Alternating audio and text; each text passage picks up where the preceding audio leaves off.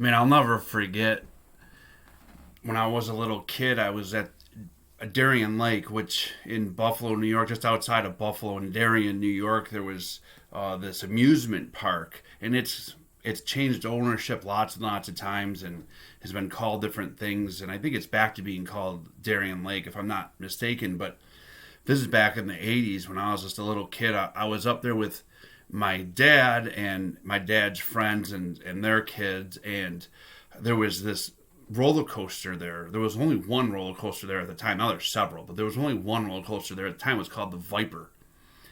The Viper. Right now, just a little guy, and they were talking about going on the Viper. You got to go on the Viper, and I was always tall for my age, and so I was tall enough physically to ride this ride, and I just emotionally didn't feel like I was tall enough to ride the Viper. I was scared out of my wits to ride this thing, and my old man and his buddies, man, they just kept in on me. You gotta go on this thing. You gotta go on this thing. They basically grabbed me by the arm. They threw me into the line. I'm in this long line. My stomach is churning. I'm absolutely terrified to go on this thing. And every so often the line would move up. Oh gosh, and we get closer and closer. Oh, here we go. And you get in underneath the shelter area, and you see the train, the train or whatever it's called, come up, and people get out, and the next people get in, and then you move up a little bit more, and then it's all of a sudden you're waiting for that next train, and here it comes. I was like in near tears. I was so terrified of going on this Viper. And I get in, and I'm shaking, and the thing comes down, and I'm like quadruple making sure that it is down as tight as it possibly could. I don't even care if I can't breathe at this point. I just want to be safely locked into this this train car.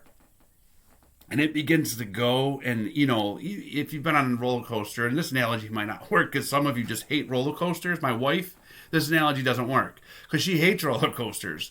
But for those of us who do like roller coasters, we've all had that first experience on a roller coaster. You're going up it, and there's that click, click, click, and all of a sudden you realize this thing is even higher. Somehow they made this thing even taller than what it looked like when you're on the ground. I mean, how did this thing get so, how are we so high? I felt like an airplane was going to smack into us. We were so high.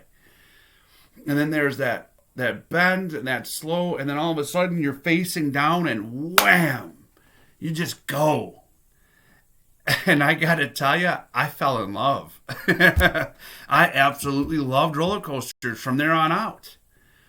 I was the first one off that thing right back around in line to go on the Viper, and that's what I did for the rest of the day, and that's what I did for years and years, is just go on as many roller coasters as I possibly could. Absolutely loving roller coasters. And if I would have listened to my fear, I never would have experienced the thrill of riding roller coasters. And maybe you don't like roller coasters, but can you see what I'm saying? I mean, if we don't step out, if we don't do something that scares us, that challenges us, we're not going to ever experience anything of value, of worth. And listen, we might bang our knees and scrape our elbows. Man, there's times where we take on things that's, man, it's tough. It's difficult. This is certainly the case with the disciples when they obeyed Jesus to go out into the water. Remember, these are fishermen. They knew going out into this water was going to pose some obstacles, but they obeyed anyways. And as a result of that, they get to witness this incredible miracle of God passing by him in his glory, and pronouncing who he is. What an incredible thing. They would have missed all of that had they had not gone out onto that water. What are you missing out on? Because you're afraid of bumping your knee or your elbow. You're afraid of the difficult times. See, it is the mindset of most of us to want to bring our lives to a place of just comfort. Be comfortable. Don't take any risks. Don't chance anything. This is so wrong. I'm telling you, there are times in our lives where God is calling us, pushing us out into waters that are windy and wavy. And these are the times where we got to be like the disciples in this passage and just get in the boat. Just get in the boat. And that's my question for us in this devotional. What is in your life that you've been afraid to get in the boat? What has God been pushing into you? Is there something God's been pushing into you and you're afraid to get in the boat? Because all you can see is the bumps and the bruises. But you cannot see the amazing opportunity that's going to be a part in all of that, taking a chance. So if you've never played baseball, you'll never strike out, but you'll never hit a home run. If you never climb a mountain, you won't bruise your shins, but you'll never stand at a peak in victory. Knowing what that feels like, seeing that scene.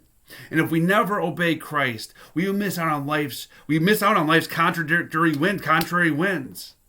But we also never know the winds of the Holy Spirit, being at our sails, bearing us in our service in His power. So please, if God is telling you to get into the boat, don't concentrate on the bruises. Concentrate on Him. I'm Pastor Jake with the Kingston NY Church. This has been a sermon devotional based on last week's sermon. We looked at Jesus walking on the water.